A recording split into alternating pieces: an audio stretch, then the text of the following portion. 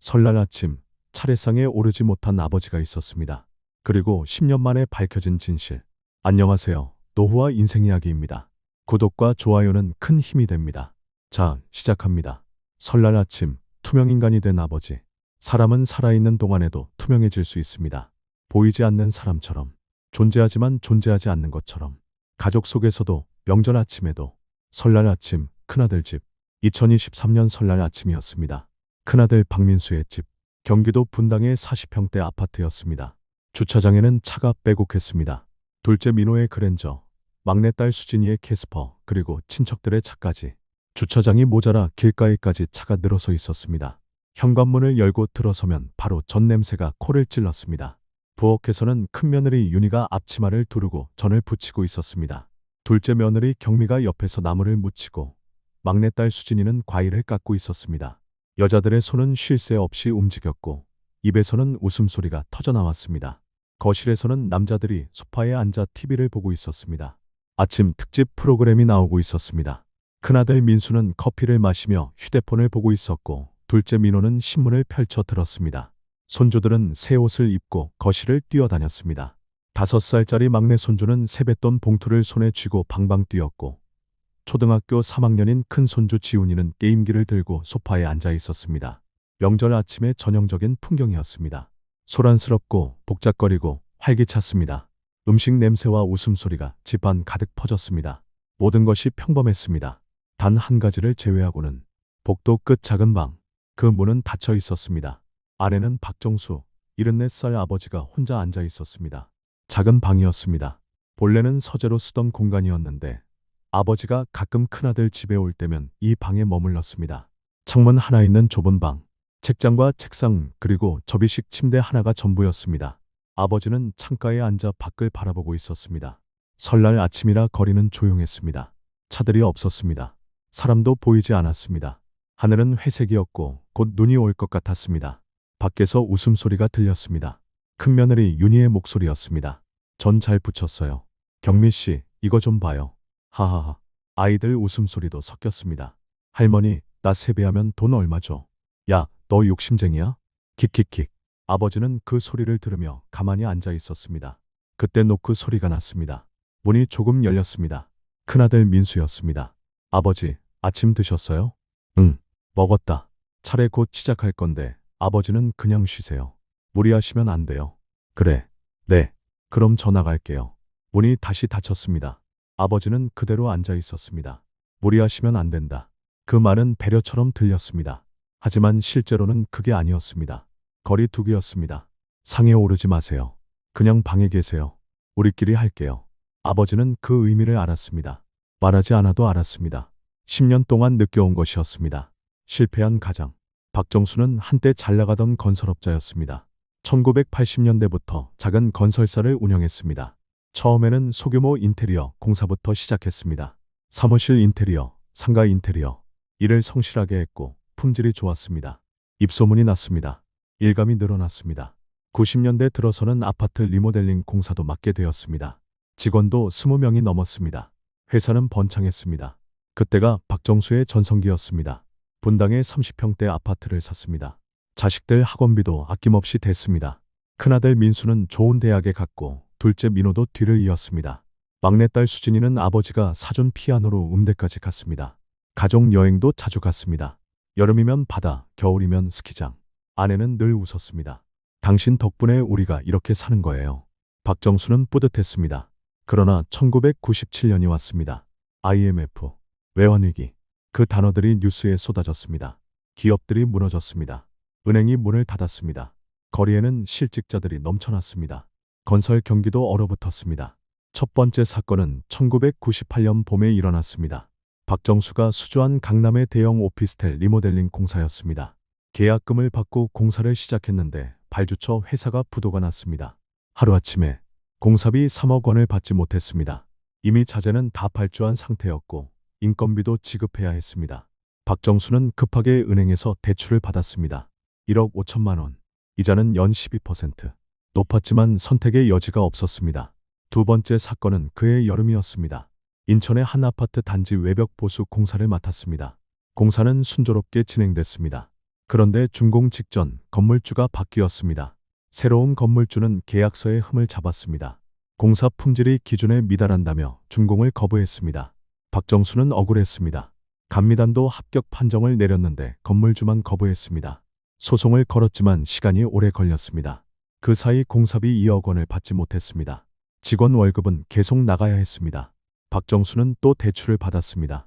이번엔 사채였습니다. 1억 원. 이자는 월 5%.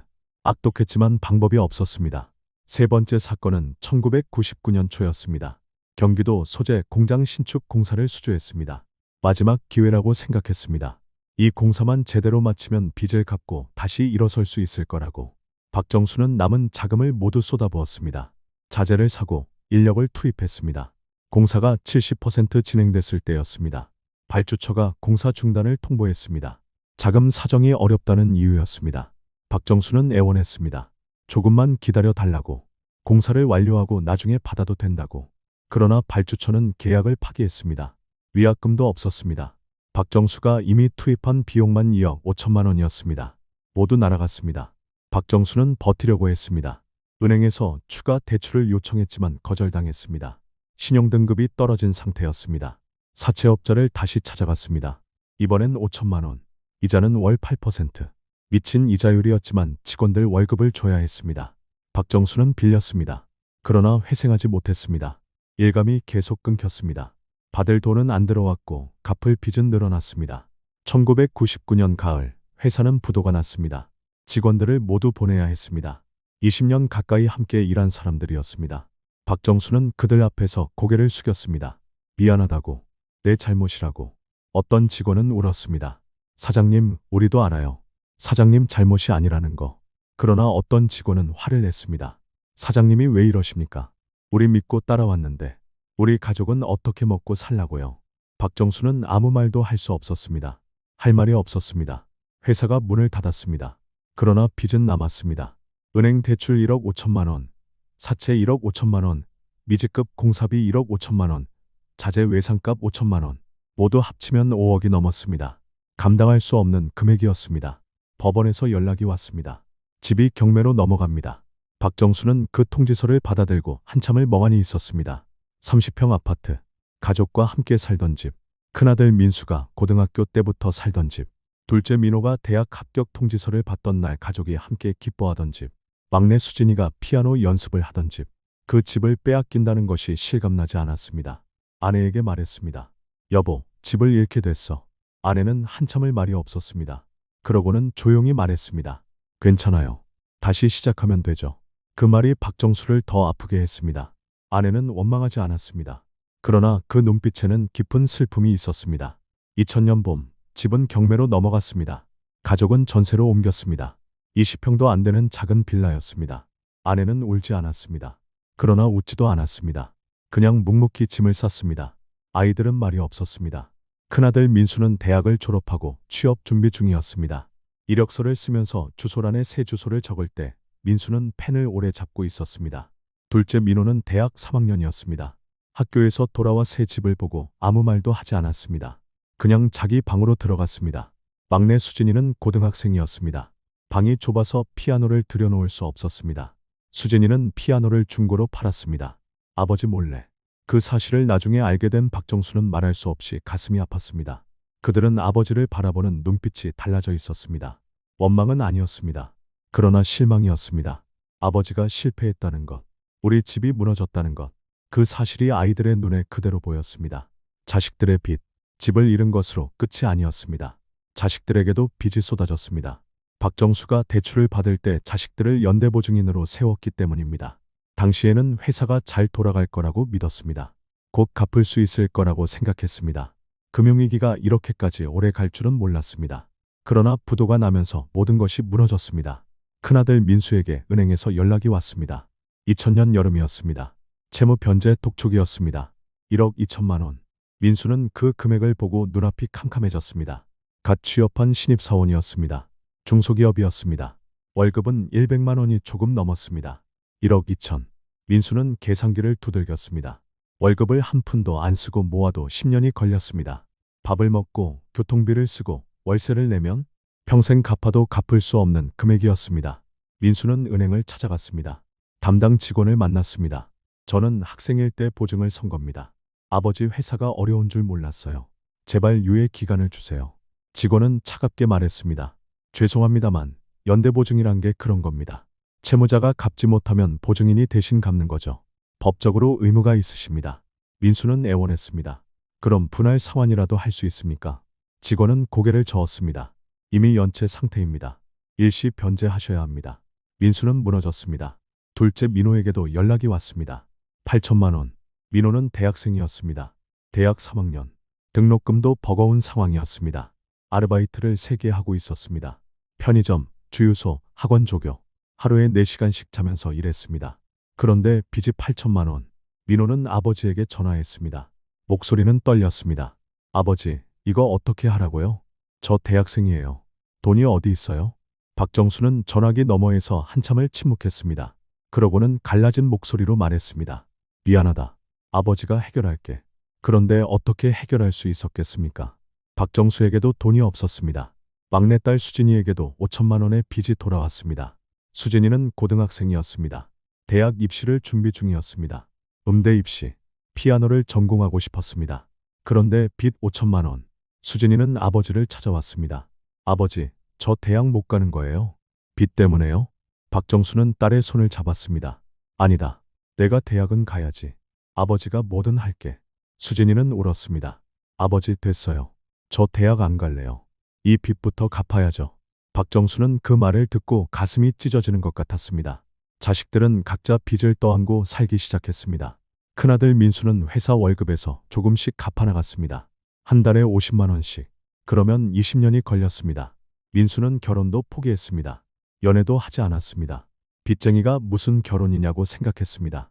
둘째 민호는 대학을 다니면서 아르바이트를 4개로 늘렸습니다. 잠은 하루에 3시간.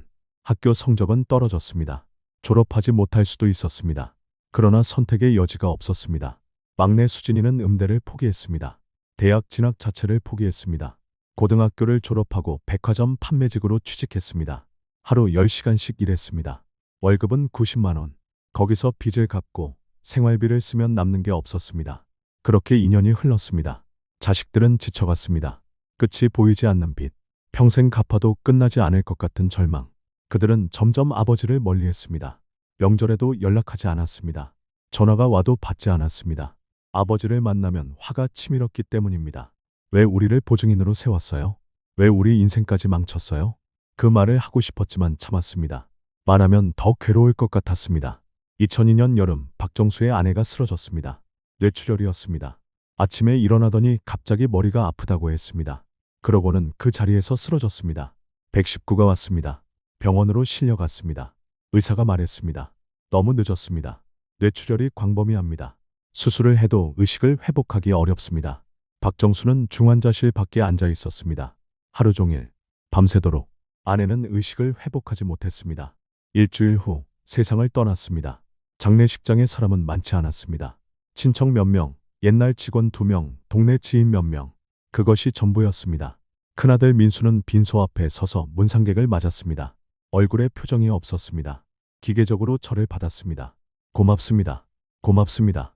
그 말만 반복했습니다. 둘째 민호는 한쪽 구석에 앉아 담배를 피웠습니다. 금연 구역이었지만 아무도 뭐라 하지 않았습니다. 민호의 눈은 충혈되어 있었습니다. 막내 수진이는 계속 울었습니다. 엄마, 엄마. 그 말만 반복하며 울었습니다. 박정수는 관 앞에 앉아 있었습니다. 아내의 영정 사진을 바라봤습니다. 사진 속 아내는 웃고 있었습니다. 10년 전 찍은 사진이었습니다. 회사가 잘 될 때, 가족이 행복할 때, 아내가 매일 웃던 때. 박정수는 그 사진을 보며 생각했습니다. 내가 당신을 이렇게 만들었구나. 내 때문에 당신이 이렇게 갔구나. 스트레스, 걱정, 근심. 그것들이 아내를 죽였습니다. 박정수 자신이 아내를 죽인 것이었습니다. 장례를 치르는데도 돈이 들었습니다. 빈소 사용료 관, 수의, 운구 비용. 박정수는 남은 보험금으로 겨우 치렀습니다. 그러나 그마저도 부족했습니다. 장지를 마련할 돈이 없었습니다. 화장을 했습니다. 유골함을 봉안당에 모셨습니다. 가장 선 곳으로. 박정수는 그것마저 죄스러웠습니다. 장례가 끝난 후 자식들은 각자 돌아갔습니다. 민수는 회사로, 민호는 학교로, 수진이는 백화점으로. 아무도 아버지와 함께 있으려 하지 않았습니다. 박정수는 혼자 남았습니다. 빈 장례식장, 철거되는 빈소, 그 앞에 혼자 앉아있는 노인. 박정수는 그때 처음으로 울었습니다. 소리 없이, 어깨를 떨며 한참을 울었습니다. 고시원 생활과 침묵의 결심. 박정수는 고시원으로 들어갔습니다. 서울 외곽 구로동의 허름한 고시원이었습니다. 건물은 낡았고 복도는 어두웠으며 벽은 곰팡이 냄새가 났습니다. 방 하나에 책상 하나, 침대 하나, 창문도 제대로 없었습니다. 환기구 같은 작은 창이 천장에 붙어 있을 뿐이었습니다. 그 창으로 들어오는 빛이 전부였습니다. 화장실과 샤워실은 공용이었습니다. 복도 끝에 하나씩. 월세는 25만 원이었습니다. 박정수는 그곳에서 혼자 살기 시작했습니다. 짐은 거의 없었습니다. 옷가방 하나, 이불 한 채, 세면도구. 그것이 전부였습니다. 아내의 유품도 몇 가지 가져왔습니다. 결혼반지, 낡은 사진첩, 아내가 쓰던 수첩. 박정수는 그것들을 서랍에 넣어두었습니다. 가끔 꺼내봤습니다. 사진첩을 펼치면 행복했던 시절이 나왔습니다. 가족여행 사진, 아이들 어렸을 때 사진, 회사가 잘 될 때 찍은 사진들. 박정수는 그 사진들을 보며 오래 앉아있곤 했습니다. 아침에 일어나면 공용 화장실에서 세수를 했습니다. 다른 고시원 사람들과 세면대를 나눠 썼습니다. 대부분 젊은 사람들이었습니다. 20대, 30대, 고시 준비생들, 취업 준비생들, 일용직 노동자들. 박정수는 그들 사이에서 가장 나이가 많았습니다. 면도를 했습니다. 옷을 입었습니다. 그리고 일을 찾으러 나갔습니다. 일을 구하는 것은 쉽지 않았습니다. 박정수는 60이 넘었습니다. 경력은 건설업뿐이었습니다. 그러나 건설 현장에서 그를 받아주는 곳은 없었습니다. 나이가 많다는 이유였습니다. 부도난 사장이라는 소문도 돌았습니다. 어떤 곳은 면접도 보지 않고 돌려보냈습니다. 한 달을 헤맸습니다. 그러다 동네 철물점에서 일자리를 구했습니다. 주인은 박정수보다 젊었습니다. 40 초반쯤 되어 보였습니다. 할 수 있겠어요? 하루 8시간, 주 6일입니다. 힘들어요. 박정수는 고개를 끄덕였습니다. 할 수 있습니다. 주인은 박정수를 위아래로 훑어봤습니다. 나이가 좀 있으신데 괜찮겠어요? 박정수는 다시 고개를 끄덕였습니다. 문제 없습니다. 주인은 한숨을 쉬었습니다. 알겠어요. 일당 5만 원입니다. 내일부터 나오세요. 박정수는 다음 날부터 일을 시작했습니다. 페인트통을 나르고 자재를 정리하고 가게를 청소했습니다. 손님이 오면 물건을 날랐습니다. 시멘트 포대, 철근 다발, 목재. 무거웠습니다. 허리가 아팠습니다. 무릎이 시렸습니다. 그러나 박정수는 묵묵히 일했습니다. 아침 8시에 출근해서 저녁 6시에 퇴근했습니다. 하루 5만 원. 한 달이면 150만 원 정도 벌었습니다. 거기서 월세 25만 원을 내고 밥값으로 50만 원을 쓰고 교통비와 잡비로 20만 원을 쓰면 55만 원 정도가 남았습니다. 박정수는 그 돈을 모았습니다. 통장에 넣었습니다. 왜냐하면 갚아야 할 빚이 있었기 때문입니다. 자식들의 빚. 박정수는 알고 있었습니다. 은행에서 자식들에게 독촉이 계속 가고 있다는 것을, 민수가 월급에서 조금씩 갚고 있다는 것을, 민호가 학교를 포기할 정도로 아르바이트를 하고 있다는 것을, 수진이가 대학을 포기했다는 것을. 박정수는 그 사실들을 하나하나 알았습니다. 자식들이 말하지 않아도 알았습니다. 그래서 결심했습니다. 내가 갚겠다고. 내가 자식들 빚을 대신 갚겠다고. 박정수는 은행을 찾아갔습니다. 2003년 가을이었습니다. 은행 창구에 앉았습니다. 직원에게 말했습니다. 연대보증인 채무를 본인이 대신 갚을 수 있습니까? 직원이 물었습니다. 채무자가 누구신가요? 박정수가 말했습니다. 제 아들입니다. 직원은 컴퓨터를 두들겼습니다. 가능합니다. 하지만 금액이 큽니다. 1억 2천만 원입니다. 분할 상환은 어렵습니다. 일시불로 갚으셔야 합니다. 박정수는 침을 삼켰습니다. 알겠습니다. 그리고 다른 은행도 찾아갔습니다. 둘째 아들 민호의 빚 8천만 원. 역시 일시불. 막내딸 수진이의 빚 5천만 원. 역시 일시불. 합계 2억 5천만 원. 박정수는 계산했습니다. 철물점 일당 5만 원으로 한 달에 55만 원을 모으면 1년에 660만 원. 2억 5천을 모으려면 38년이 걸렸습니다. 박정수는 63이었습니다. 38년 후면 101살. 불가능했습니다. 그러나 방법이 하나 있었습니다. 박정수에게는 아직 남은 땅이 하나 있었습니다. 고향 충청도 시골에 있는 밭이었습니다. 어머니에게 물려받은 땅이었습니다. 200평 정도 되는 작은 땅이었습니다. 박정수는 어렸을 때 그 밭에서 뛰어놀았습니다. 어머니가 배추를 심고 고추를 심던 밭. 할머니가 돌아가시면서 박정수에게 물려주셨습니다. 이 땅만은 팔지 마라. 내가 힘들 때 의지할 수 있는 땅이니까. 할머니의 유언이었습니다. 박정수는 그 땅을 지켜왔습니다. 회사가 어려울 때도 팔지 않았습니다. 집이 경매로 넘어갈 때도 팔지 않았습니다. 마지막 희망이라고 생각했기 때문입니다. 언젠가 다시 일어설 때 그 땅으로 시작하겠다고 생각했습니다. 그런데 최근 그 지역에 도로가 나면서 땅값이 올랐습니다. 부동산의 문의안이 2억 원 정도에 팔 수 있다고 했습니다. 박정수는 오랫동안 고민했습니다. 할머니의 유언을 어기는 것이었습니다. 그러나 다른 방법이 없었습니다. 자식들이 평생 빚더미에서 허우적거리는 것을 볼 수 없었습니다. 박정수는 고향을 찾아갔습니다. 2004년 봄이었습니다. 오랜만에 보는 고향이었습니다. 버스에서 내려 걸어갔습니다. 논밭이 펼쳐졌습니다. 어렸을 때 뛰어놀던 길, 할머니 손을 잡고 걷던 길. 박정수는 그 길을 천천히 걸었습니다. 땅에 도착했습니다. 잡초가 무성했습니다. 박정수는 그 한가운데 섰습니다. 할머니, 미안합니다. 손주들을 살리려면 이 땅을 팔아야 합니다. 용서해 주세요. 박정수는 무릎을 꿇고 절을 했습니다. 땅을 향해, 할머니를 향해. 2004년 가을 땅이 팔렸습니다. 금액은 2억 1천만 원이었습니다. 박정수는 그 돈을 통장에 입금했습니다. 생전 처음 보는 큰 금액이었습니다. 그러나 기쁘지 않았습니다. 할머니의 땅을 판 것이 죄스러웠습니다. 박정수는 은행을 찾아갔습니다. 큰아들 민수의 빚을 갚겠다고 했습니다. 1억 2천만 원. 직원이 놀랐습니다. 일시불로 하시겠다고요? 네. 박정수는 통장을 내밀었습니다. 송금이 이루어졌습니다. 채무정리 확인서를 받았습니다. 박정수는 그것을 조심스럽게 접어넣었습니다. 민수에게는 알리지 않았습니다. 은행 측에서 민수에게 연락했습니다. 채무가 정리되었습니다. 민수는 전화를 받고 어리둥절했습니다. 누가 갚은 거죠? 은행은 개인정보라며 알려주지 않았습니다. 민수는 고개를 갸웃했습니다. 혹시 아버지? 아니야, 아버지는 돈이 없으신데. 누군가 익명으로 도와준 건가? 민수는 확신하지 못했지만 일단 안도했습니다. 박정수는 다음으로 둘째 민호의 빚을 갚았습니다. 8천만 원. 역시 일시불. 송금 완료. 민호도 같은 연락을 받았습니다. 채무 정리 완료. 민호는 기뻐했습니다. 드디어 해방이다. 누가 갚았는지 궁금하긴 했지만 깊이 파고들지 않았습니다. 중요한 것은 빚이 사라졌다는 것이었습니다. 그런데 문제가 생겼습니다. 돈이 부족했습니다. 땅 판 돈으로 민수와 민호의 빚을 갚고 나니 1천만 원밖에 남지 않았습니다. 수진이 빚은 5천만 원이었습니다. 4천만 원이 모자랐습니다. 박정수는 보험회사를 찾아갔습니다. 2004년 겨울이었습니다. 25년 동안 부어온 종신보험이었습니다. 매달 15만 원씩 납입했습니다. 총 4,500만 원을 넣었습니다. 해지하면 얼마를 받을 수 있냐고 물었습니다. 직원이 계산했습니다. 3,500만 원입니다. 박정수는 망설였습니다. 이 보험은 자신이 죽었을 때 자식들에게 남겨줄 유일한 재산이었습니다. 이것마저 없으면 자식들에게 아무것도 남기지 못하는 것이었습니다. 그러나 지금 수진이가 5천만 원 빚에 허덕이고 있었습니다.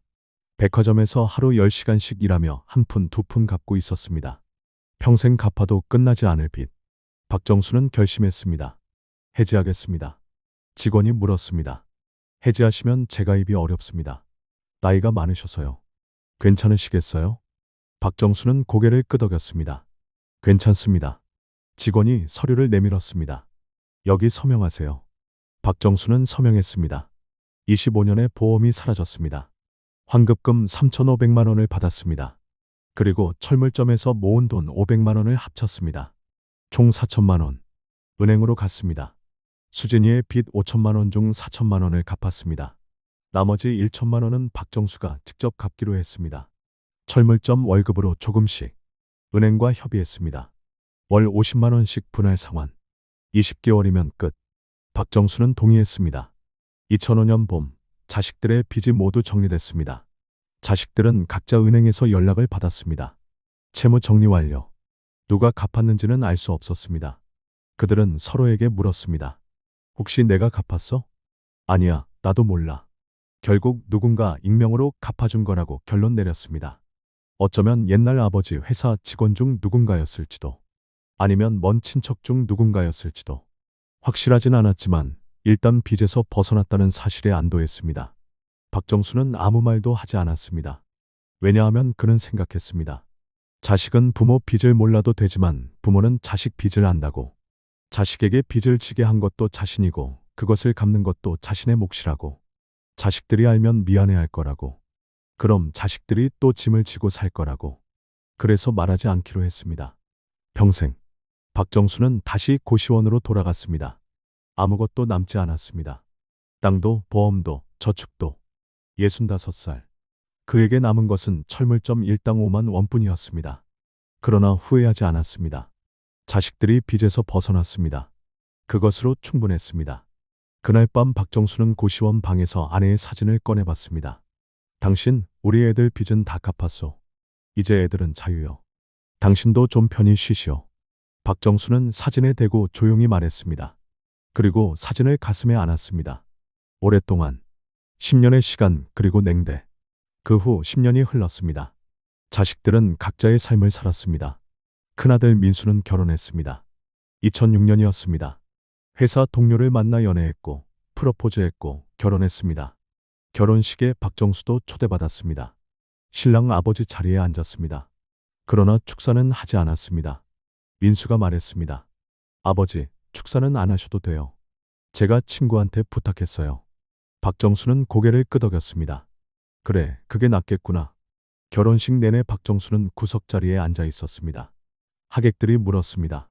저분이 신랑 아버님이세요? 민수는 대답했습니다. 네, 그런데 몸이 안 좋으셔서요. 거짓말이었습니다. 박정수는 건강했습니다. 다만 자랑스러운 아버지는 아니었습니다. 민수는 회사에서 승진했습니다. 대리, 과장, 차장.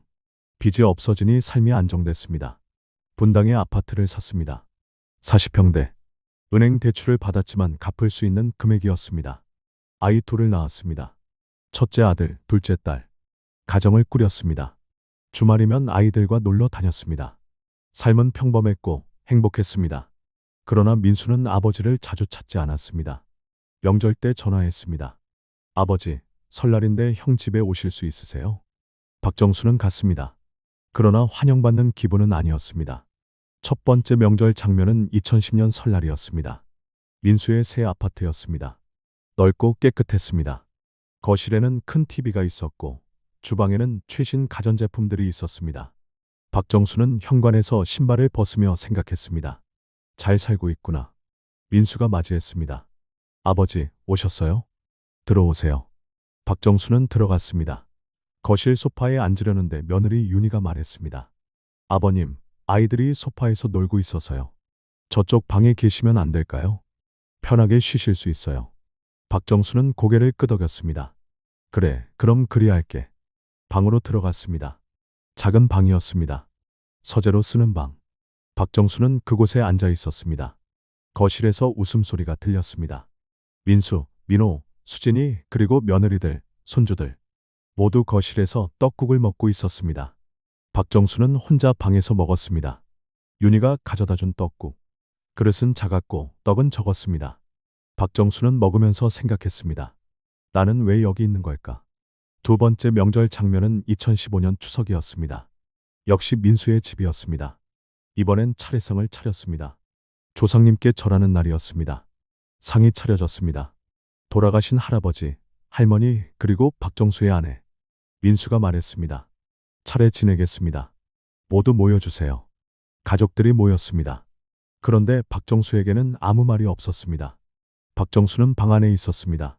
문을 조금 열고 밖을 봤습니다. 가족들이 절을 올리고 있었습니다.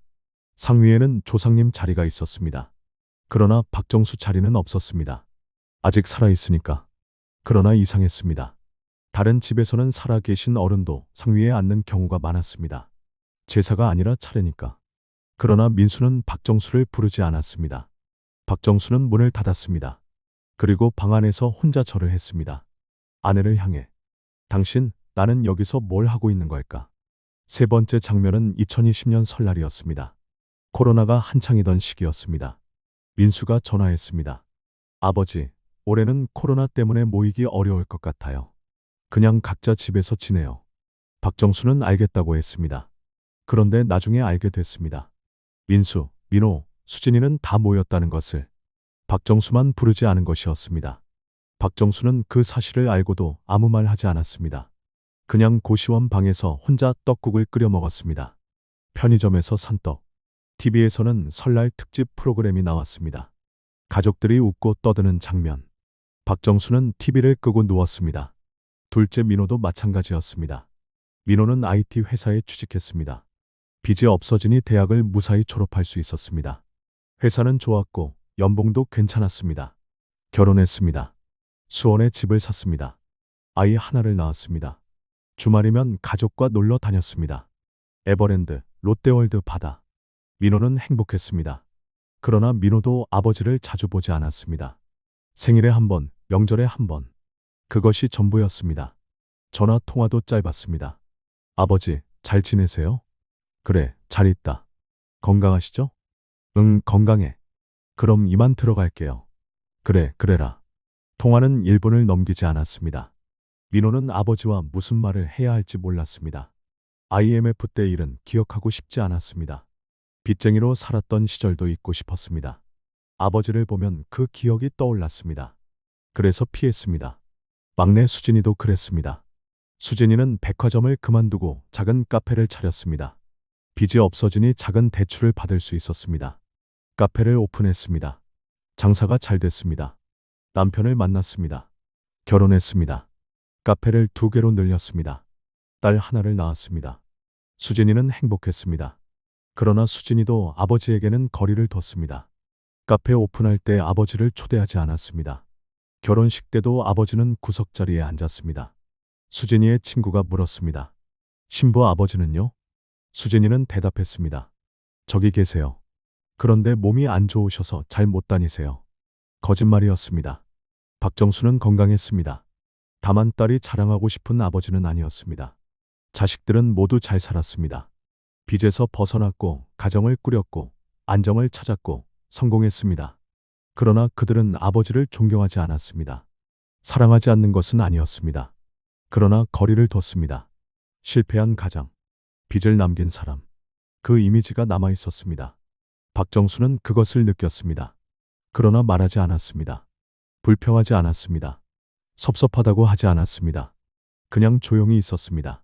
명절이 끝나면 다시 고시원으로 돌아갔습니다. 혼자. 철물점 일은 계속했습니다. 이른이 넘어서도 일했습니다. 주인은 몇 번 바뀌었지만 박정수는 남았습니다. 성실했기 때문입니다. 페인트통을 나르고 자재를 정리하고 가게를 청소했습니다. 손님이 오면 물건을 날랐습니다. 무릎이 아팠습니다. 허리가 굽었습니다. 그러나 일을 멈출 수 없었습니다. 일을 하지 않으면 살 수 없었기 때문입니다. 저녁이면 고시원 방으로 돌아왔습니다. TV를 켰습니다. 뉴스를 봤습니다. 저녁을 먹었습니다. 편의점 도시락이거나 컵라면이었습니다. 그리고 잤습니다. 하루가 끝났습니다. 다음 날 아침이면 또 일어났습니다. 그리고 또 철물점으로 갔습니다. 그렇게 10년이 흘렀습니다. 2015년, 2016년, 2017년, 2018년, 2019년, 2020년, 2021년, 2022년. 시간은 흘러갔습니다. 박정수는 늙었습니다. 머리가 하얗게 샜습니다. 주름이 깊어졌습니다. 걸음이 느려졌습니다. 목소리가 작아졌습니다. 존재감이 희미해졌습니다. 투명해졌습니다. 자식들은 잘 살았습니다. 큰아들 민수는 부장이 됐습니다. 연봉이 올랐습니다. 둘째 민호는 팀장이 됐습니다. 스톡옵션을 받았습니다. 막내 수진이는 카페를 3개로 늘렸습니다. 월 매출이 수천만 원이었습니다. 그들은 성공했습니다. 빚에서 벗어나 성공했습니다. 그러나 그들은 몰랐습니다. 누가 그 빚을 갚았는지, 아버지가 무엇을 희생했는지, 땅을 팔았다는 것, 보험을 해지했다는 것, 마지막 남은 것들을 다 버렸다는 것. 그들은 그냥 운이 좋았다고 생각했습니다. 어쩌다 빚이 정리됐다고, 누군가 익명으로 도와줬다고, 그렇게 믿었습니다. 박정수는 말하지 않았습니다. 10년 동안 한 번도 말하지 않았습니다. 내가 갚았다고, 내가 너희 빚을 대신 갚았다고. 그 말을 하지 않았습니다. 왜냐하면 그것이 아버지의 몫이라고 생각했기 때문입니다. 자식에게 짐을 지우지 않는 것, 자식이 가볍게 살 수 있도록 하는 것, 그것이 아버지의 역할이라고 믿었습니다. 그래서 박정수는 침묵했습니다. 고시원 방에서, 철물점에서, 명절 작은 방에서 혼자 조용히 투명하게. 그리고 2023년 설날이 왔습니다. 큰아들 민수의 집 거실에 상이 차려졌습니다. 설 차례상이었습니다. 하얀 밥그릇 3개, 국 3그릇, 전과 나물과 과일들. 상은 풍성했습니다. 가족들이 모였습니다. 큰아들 민수 가족, 둘째 민호 가족, 막내 수진이 가족. 모두 합쳐 12명이었습니다. 어른 6, 아이 6. 차례가 시작됐습니다. 상 위에는 조상님 자리가 있었습니다. 증조부, 증조모, 조부, 조모. 그리고 돌아가신 어머니 자리도 있었습니다. 사진은 없었지만 위패가 놓였습니다. 민수가 절을 올렸습니다. 민호가 따라 절했습니다. 수진이도 절했습니다. 며느리들도, 손주들도 절했습니다. 그러나 상에는 아버지 자리가 없었습니다. 박정수는 복도 끝 작은 방에 앉아 있었습니다. 문은 닫혀 있었습니다. 밖에서 들리는 절소리, 손뼉 치는 소리. 차례가 진행되고 있었습니다. 박정수는 창밖을 바라봤습니다. 눈이 내리기 시작했습니다. 하얀 눈송이가 천천히 떨어졌습니다. 아름다웠습니다. 그러나 쓸쓸했습니다. 차례가 끝났습니다. 거실에서 음식을 나눠 먹기 시작했습니다. 큰며느리 윤희가 전을 접시에 담아줬습니다. 둘째 며느리 경미가 나물을 덜어줬습니다. 아이들은 떡국을 먹었습니다. 맛있다. 엄마 이거 더 주세요. 어른들은 소파에 앉아 이야기를 나눴습니다. 민수가 말했습니다. 올해는 회사에서 승진 이야기가 나올 것 같아. 이사 자리. 민호가 말했습니다. 나도 연봉 협상 잘 됐어. 작년보다 2천 올랐어. 수진이가 말했습니다. 카페 3번째 지점 열까 생각 중이야. 모두 웃었습니다. 잘 되고 있었습니다. 모두 잘 살고 있었습니다. 그때였습니다. 큰 손주 지훈이가 물었습니다. 엄마, 할아버지는 왜 안 나와요? 지훈이가 고개를 갸웃했습니다. 그럼 할아버지 밥은요? 아까 드셨어. 걱정 마. 지훈이는 뭔가 이상하다는 표정을 지었습니다. 설날인데 할아버지가 혼자 방에 계신다는 게 이상했습니다. 지훈이는 자리에서 일어났습니다. 할아버지 보고 올게요. 아, 지훈아. 할아버지 쉬시는데. 지훈이는 이미 복도로 걸어가고 있었습니다. 지훈이가 방문을 두드렸습니다. 할아버지, 저예요. 지훈이. 응, 들어와. 문이 열렸습니다. 지훈이가 들어왔습니다. 초등학교 3학년. 9살이었습니다. 할아버지가 창가에 앉아 있는 걸 봤습니다. 할아버지, 왜 여기 계세요? 거실에서 같이 밥 먹어요. 박정수가 웃었습니다. 나는 늙어서 상에 안 올라가. 괜찮아. 지훈이의 얼굴이 굳었습니다. 왜요? 할아버지가 제일 어른인데. 그 말에 박정수는 잠시 멈췄습니다. 제일 어른. 맞는 말이었습니다. 집안에서 가장 나이가 많은 사람. 그러나 상에 오르지 못한 어른. 지훈이는 방 안을 둘러봤습니다. 작은 방이었습니다. 책장, 책상, 침대. 그리고 한쪽 구석에 오래된 서랍이 하나 있었습니다. 지훈이는 호기심에 서랍을 열었습니다. 지훈아, 그거. 박정수가 말리려 했지만 이미 늦었습니다. 서랍 안에는 두툼한 봉투가 하나 들어 있었습니다. 갈색 봉투였습니다. 지훈이가 꺼냈습니다. 할아버지, 이게 뭐예요? 그냥 오래된 거야. 내려놔라. 지훈이는 봉투를 열었습니다. 안에는 여러 장의 서류가 들어 있었습니다. 낡은 통장 사본, 계좌 이체 내역서, 은행 확인서들. 지훈이는 글을 잘 읽지 못했습니다. 한자도 섞여 있었고 어려운 단어들이 많았습니다. 그러나 몇 가지는 알아봤습니다. 채무 변제. 박민수. 1억 2천만 원. 채무 변제. 박민호. 8천만 원. 채무 변제. 박수진. 5천만 원. 그리고 이체인 이름. 박정수. 지훈이가 고개를 들어 할아버지를 봤습니다. 할아버지가 이거 다 갚으신 거예요? 박정수는 대답하지 않았습니다. 지훈이는 봉투를 들고 거실로 뛰어갔습니다. 아빠, 이거 봐요. 거실이 조용해졌습니다. 지훈이가 봉투를 민수에게 건넸습니다. 민수는 봉투를 받아 들었습니다. 안에서 서류를 꺼냈습니다. 하나하나 펼쳐봤습니다. 통장 사본. 2004년 9월 15일. 인출 금액 1억 2천만 원. 이체처, 오호은행 채무 변제 계좌. 계좌 이체 확인서. 수취인 박민수. 금액 1억 2천만 원. 민수의 손이 떨렸습니다. 이게 뭐지? 민호가 다가왔습니다. 뭔데? 민수가 서류를 민호에게 건넸습니다. 민호도 펼쳐봤습니다. 자기 이름이 보였습니다. 박민호, 8천만 원. 채무 변제. 민호의 얼굴이 창백해졌습니다. 수진이도 다가왔습니다. 서류를 받아봤습니다. 박수진, 5천만 원. 채무 변제 완료. 수진이의 눈에서 눈물이 흘렀습니다. 민수가 떨리는 목소리로 물었습니다. 이게 다 언제야? 2004년, 2005년, 20년 전이었습니다. 자식들이 빚에서 벗어났던 그때, 갑자기 채무가 정리됐다는 연락을 받았던 그때, 누가 갚았는지 몰랐던 그 빚, 아버지였습니다. 민수가 복도 쪽을 봤습니다. 방문이 열려 있었습니다. 아버지가 방 안에서 이쪽을 보고 있었습니다. 민수는 서류를 들고 걸어갔습니다. 민호와 수진이도 따라갔습니다. 방 앞에 섰습니다. 아버지, 민수의 목소리가 갈라졌습니다. 이게 다 뭐예요? 박정수는 침착했습니다. 옛날 일이다. 옛날 일이요? 아버지가 우리 빚을 다 갚으신 거예요? 응. 민호가 물었습니다. 어떻게요? 그때 돈이 어디 있으셨어요? 땅 팔았다. 고향에 있던 밭, 땅을요? 그래. 그리고 보험도 해지했고. 수진이가 울음을 터뜨렸습니다.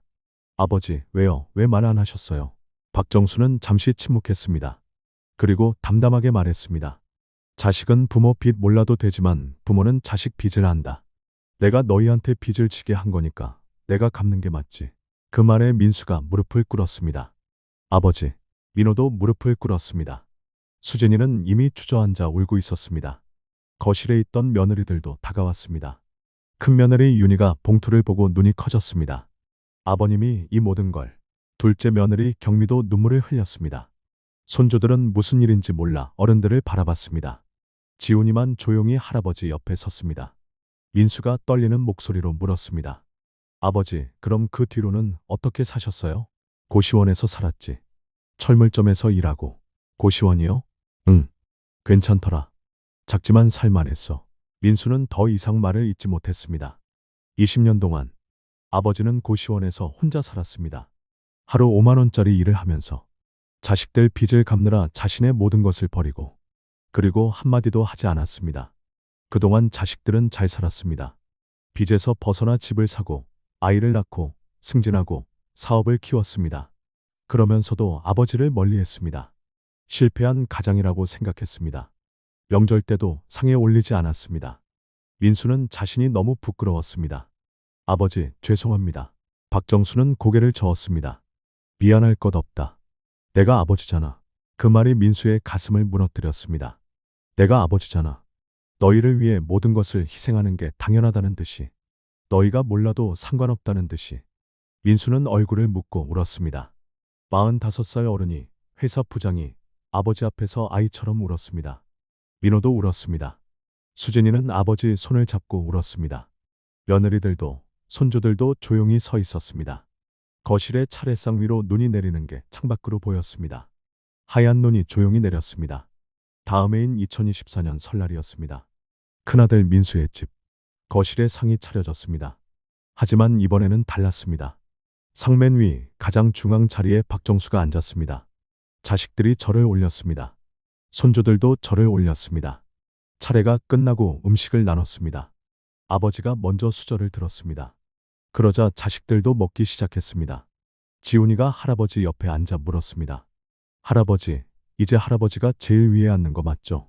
박정수가 웃었습니다. 그래. 내가 제일 먼저 알아봤지. 당연하죠. 할아버지가 제일 어른이니까요. 민수가 아버지 옆에 앉아 말했습니다. 아버지, 저희 집에 오셔서 사세요. 방도 넓은 걸로 드릴게요. 박정수는 고개를 저었습니다. 난 고시원이 편하다. 아버지, 괜찮아. 너희 잘 사는 거 보는 것만으로도 충분해. 민호가 말했습니다. 아버지, 그동안 정말 죄송했습니다. 저희가 너무 모르고 살았어요. 수진이도 말했습니다. 아버지, 이제라도 알게 돼서 다행이에요. 박정수는 자식들을 보며 웃었습니다. 난 그냥 아버지였을 뿐이다. 아버지는 원래 그런 거야. 그 말에 자식들은 또 눈시울이 붉어졌습니다. 창밖으로 눈이 내렸습니다. 하얀 눈이 조용히 쌓여갔습니다. 가족은 그날 처음으로 진짜로 함께 설날을 보냈습니다. 아버지와 함께. 그 후로 매년 설날이면 박정수는 큰아들 집에 갔습니다. 상맨 위에 앉았습니다. 자식들이 절을 올렸고 손주들이 세배를 했습니다. 아버지는 세뱃돈을 주며 웃었습니다. 자식들은 매달 아버지를 찾아뵀습니다. 고시원에 가서 함께 밥을 먹었습니다. 아버지는 여전히 고시원에서 살았지만 이제는 혼자가 아니었습니다. 어느 날 민수가 물었습니다. 아버지, 그때 왜 말씀 안 하셨어요? 박정수는 잠시 생각하다 말했습니다. 말하면 너희가 미안해할까봐. 너희는 너희 인생 살아야 하는데 아버지 때문에 짐지고 살면 안 되잖아. 민수는 그 말을 듣고 또 울었습니다. 아버지는 20년 동안 혼자 짐을 지고 살았습니다. 자식들이 가볍게 살 수 있도록, 자식들이 빚 없이 살 수 있도록. 그것이 아버지였습니다. 사람은 살아있는 동안에도 투명해질 수 있습니다. 하지만 진실은 언젠가 드러납니다. 그리고 그때 가족은 다시 시작할 수 있습니다. 박정수는 올해 78이 되었습니다. 여전히 고시원에 살고 있습니다. 그러나 이제는 혼자가 아닙니다. 매주 자식들이 찾아옵니다. 손주들이 찾아옵니다. 그리고 매년 설날이면 상맨 위에 앉습니다. 가족의 중심에. 여기까지 설날 아침 투명인간이 된 아버지의 이야기였습니다. 우리 부모님도 혹시 우리가 모르는 희생을 하고 계시진 않을까요? 말하지 않아도 보이지 않아도 자식을 위해 모든 걸 감내하는 분들. 그분들이 바로 부모입니다. 오늘 이 이야기가 마음에 닿으셨다면 좋아요 버튼 한번 눌러주세요. 그리고 구독 버튼도 함께 눌러주시면 이런 감동적인 이야기들을 계속 함께 나눌 수 있습니다. 노후와 인생 이야기는 여러분 곁에서 따뜻한 이야기를 계속 전해드리겠습니다. 다음 이야기도 기대해 주세요. 감사합니다.